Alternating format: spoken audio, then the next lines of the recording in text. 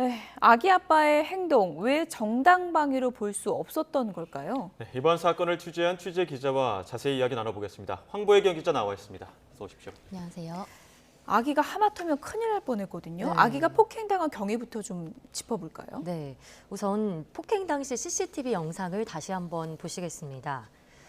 네, 부모가 아이와 함께 저녁을 먹고 있죠. 네. 그런데 한 남성이 가족을 향해 다가옵니다. 남성이 14개월 된 아기가 앉아있던 의자를 네. 붙잡더니 갑자기 뒤로 내던져 버립니다. 놀란 엄마가 바닥에 떨어진 아기부터 살피고 아빠는 가해 남성을 뒤쫓아갑니다.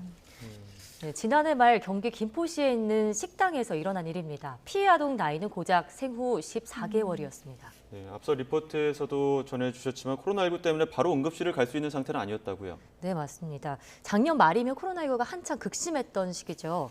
이 응급실에 소화병동이 부족하거나 또 코로나19로 운영조차 하지 않는 경우가 많았습니다. 아이 부모도 대형 병원 3군데에서 거절당한 끝에 한 종합병원에서 아이 진료를 볼 수 있었습니다. 검사 결과 아이는 뇌진탕 진단을 받았습니다. 잠을 잘 자던 아기였는데 이 사건 이후론 밤에 비명을 지르며 깨는 일이 종종 있다고 하는데요. 네, 많이 놀랬을 테니까요. 네, 맞습니다. 아이 부모는 뇌발달이 한창 이뤄지는 시기에 당한 사고라서 나중에라도 후유증이 나타날까 봐 노심초사하고 있습니다. 부모의 이야기를 들어보시죠. 겨우 CT 촬영을 이제 해가지고 결과를 이제 보게 된 거죠. 그랬더니 이제 뇌진탕 3주 진단을 받았어요. 아이가 클 때까지 계속 그런 지켜보면서 불안함 속에 살아야 되는 거죠. 네, 당연히 저럴 수밖에 없는 것 같고 아기 의자가 생각보다 높이가 좀 있기 때문에 네. 아기도 정말 많이 놀랬을 것 같은데 네. 폭행한 남성이 조현병을 앓고 있다고요? 네, 이 가해자인 20대 남성 A씨 부모는 아들이 지난 2014년부터 조현병과 양극성 장애를 진단받은 정신장애 3급 환자라고 말했습니다. 이 사건은 A씨가 입원 치료를 받다가 퇴원한 지 열흘쯤 됐을 때 발생했습니다. 당시 A씨 부모는 아들이 아프다, 조현병 환자라면서 선처해달라고 부탁했습니다. 예. 하지만 아이 부모는 아이를 다치게 한 혐의로 A씨를 경찰에 고소했고 A씨는 검찰에 송치됐습니다. 네, 아이 아빠도 폭행 혐의로 함께 검찰에 넘겨졌다고 하는데 이게 맞고소가 가능한 상황이었던 겁니까? 네, 앞서 보여드린 CCTV 영상엔 아이 아빠가 A씨를 뒤쫓아가는 모습도 담겨 있습니다. 아빠는 A씨가 아이를 내던지고 아무렇지 않게 돌아서서 가는 모습에 너무나 화가 났다고 말했습니다. 그래서 뒤쫓아가 뒤통수를 2차례 때렸다고 하는데요. 예, 지금 뛰어가는 장면 나오네요. 예, 이 장면입니다. 얼마 뒤 아이 아빠 역시 A씨 측에게 고발당했다는 연락을 받았습니다. 혐의는 폭행입니다. 이 아이 아빠 역시 검찰에 넘겨져서 현재 수사를 받고 있습니다. 아이 아빠의 말을 들어보시죠. 순간적으로 너무 화가 나고 이성을 잃어서 그 사람 쫓아가면서 저도 모르게 가격을 하게 됐는데 그것 때문에 저희 딸이 피해가 좀 미치는 것 같아서 좀 자책감이 듭니다. 14개월 아기가 내동댕이 쳐진 그 상황에서 아기 아빠가 놀라서 한 행동인데 이게 경찰은 정당방위가 아니다 이렇게 판단을 한 건가요? 예, 이번 사건 자문을 여러 변호사에게 의뢰했습니다. 예. 하나같이 사건 자체는 안타깝지만 정당방위가 성립하기는 어렵다고 말했습니다.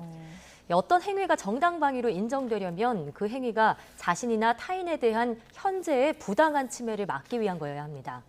제3자인 아이가 부당하게 공격을 당한 건 맞습니다. 하지만 아이 아빠가 쫓아가서 때린 건 이미 가해자의 폭행이 완료된 뒤라서 정당방위 요건 가운데 현재성을 충족하지 못했습니다. 다만 이 정당 행위를 따져볼 수는 있는데요. 현행범 체포 과정에서 어쩔 수 없이 경미한 폭행이 발생한 거라면 정당한 행위로 본 판례도 있습니다. 열쇠로 차를 긁고 도망가려는 사람을 도망가지 못하게 멱살을 잡고 흔든 경우였는데요. 예. 사회적으로 봤을 때 폭행이 아주 가벼운 수준인지도 중요한 요소입니다. 문제는 아이 아빠가 가해자에게 똑같이 복수하고 싶은 마음에 때린 거라고 경찰에 진술했기 때문에 경찰도 보복성 폭행으로 볼 수밖에 없었던 걸로 보입니다. 갑작스러운 상황에 아이 아빠도 가만히 있을 수는 없는 그런 심경이었을 텐데 예. 경찰이 무리한 수사를 했다고 보긴 또 어려운 상황이고요. 네. A씨 측 입장은 어떻습니까? 네, A씨 부모는 아이를 먼저 다치게 한 것에 대해서는 사과를 했습니다. 하지만 아이 아빠 역시 아들 머리를 때리는 바람에 아들 상태가 급격히 악화했다고 주장하는데요. A씨는 조현병 증세와 폭력성이 더욱 심해져서 지금은 입원이나 약물 치료로도 조절되지 않는 수준이라고 합니다.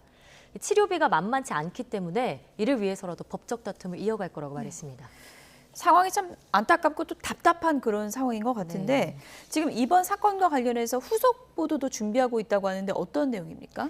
네, 우선 이번 일이 자칫 조현병 환자에 대한 좀 혐오적인 시각으로 비춰질까 봐 조심스럽습니다. 전체 범죄율만 따져보면 조현병 환자가 비조현병 인구보다 범죄 발생률이 4분의 1가량 낮습니다. 다만 살인이나 방화와 같은 강력 범죄에선 조현병 환자들의 범죄 발생률이 많게는 8배 이상 더 높게 나타났습니다. 강제 입원 요건이 까다로운 데다 입원 결정을 가족들에게 맡기고 있어서 환자들이 치료의 사각지대에 놓일 수 있는 문제에 대해서 앞으로 자세히 다뤄보려고 합니다. 네, 지금까지 황보혜경 기자와 함께 사건 짚어봤습니다. 수고했습니다.